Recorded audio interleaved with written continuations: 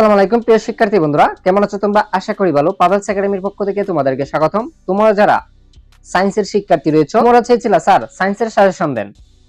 যাই হোক, তোমরা যারা রসায়ন পরীক্ষা দিবা, আজকে তোমাদেরকে এই ভিডিওর মাধ্যমে রসায়ন প্রথম অধ্যায় থেকে কয়েকটি এমসিকিউ দেখাবো, যেগুলো তোমাদের পরীক্ষায় মোস্ট ইম্পর্টেন্ট। চলো দেখে নেই সেই এমসিকিউ গুলা। আচ্ছা দেখো, প্রক্রিয়াজাত খাদ্য বেশি সময় ধরে সংরক্ষণের নিচের কোন পদার্থটি ব্যবহার হয়? প্রিজারভেটিভস। তারপর দেখো, নিচের কোনটি অজৈব যৌগ? পানি। অজৈব যৌগ হচ্ছে পানি। তারপর দেখো, ত্বকে লাগলে ক্ষত সৃষ্টি করে কোনটি? কোরিন। আচ্ছা, তারপর দেখো, টিফেল দ্বারা কোন প্রকার আলোক রশ্মি বোঝায়? অতিরিক্ত ক্ষতিকর। তারপর দেখো, অনুসন্ধান ও গবেষণা প্রক্রিয়ার প্রথম ধাপ কোনটি? বিষয়বস্তুগত নির্ধারণ।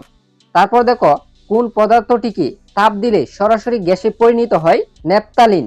আচ্ছা, তারপর দেখো, নিচের কোন পদার্থটি ঊর্ধ্বপাতন ঘটে? আয়োডিন। তারপর দেখো, ভারতবর্ষে কত বছর পূর্বে কাপড়কে রং করার কাজে রাসায়নিক দ্রব্যর ব্যবহার শুরু হয়েছিল? 5000 বছর। তারপর দেখো, মোম কোন ধরনের পদার্থ? কার্বোহাইড্রেট। তারপর দেখো, স্বাস্থ্যের জন্য ক্ষতিকারক কোনটি? সিও। তারপর দেখো, লোহার কোন যুগটি মরিচা নামে পরিচিতি? আর্দ্র অক্সাইড। প্রিয় শিক্ষার্থী বন্ধুরা, তোমরা যারা এরকম এমসিকিউ এর পিডিএফ নিতে চাও, স্ক্রিনে দেওয়া নম্বরে যোগাযোগ করতে পারো। মাত্র 100 টাকায় সকল সাবজেক্টের এরকম পিডিএফ পেয়ে যাবা।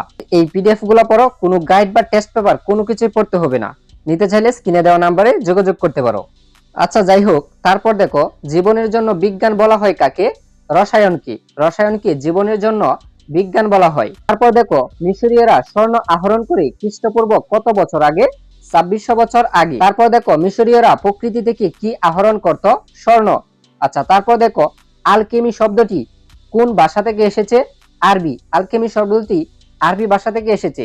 সুপ্রিয় শিক্ষার্থী বন্ধুরা, তোমরা যারা এরকম পিডিএফ সাজেশন পেতে চাও, অবশ্যই তোমরা চ্যানেলটিকে সাবস্ক্রাইব করে সাথেই থাকো।